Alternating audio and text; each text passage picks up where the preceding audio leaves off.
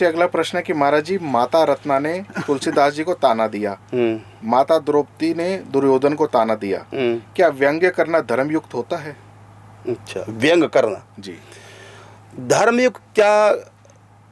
कई बार तो प्रारब्ध, हमारा प्रारब्ध दूसरे के माध्यम से भोग होता है। मेन बात क्या है, हमारा प्रारब्ध है, दूसरे के माध्यम से कई बार वो अटैक करता है। कहा ना कि काल दंड लिए काहू ना मारा, मतलब जब हमारे बुरे दिन आते हैं तो भगवान आके डंडे से नहीं पीटेंगे, बल्कि वो बुद्धि बल, हरे विवेक बुद्धि बल, सारा ऐसे रामायण की छुपाई है। और दूसरों के माध्यम से हमारे ऊपर हमारा प्रारब्ध अटैक करता है।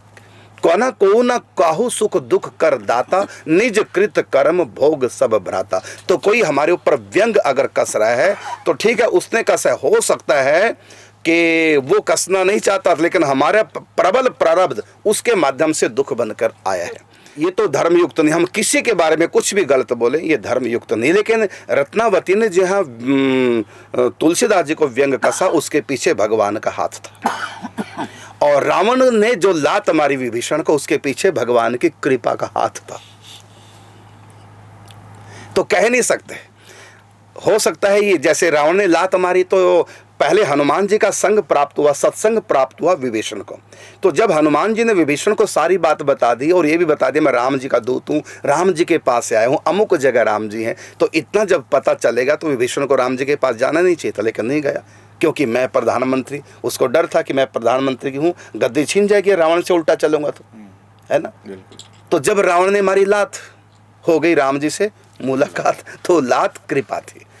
तो तुलसीदास जी को जो व्यंग कसा है वो भगवान ही उनके भीतर, उनकी पत्नी के भीतर बैठ करके उनको जगाया है। इसलिए उन्होंने अपनी पत्नी को गुरु माना है और उनका धन्यवाद किया है। ये आप कल देखेंगे सीरियल में। और अपने साले को जो मनाने गया तो उन्होंने कहा मैं नाराज नहीं हूँ, मैं बड़ा प्रसन्न हूँ, ये भगवान ने सब खेल किया है, मुझको भगवान ने जगाया है।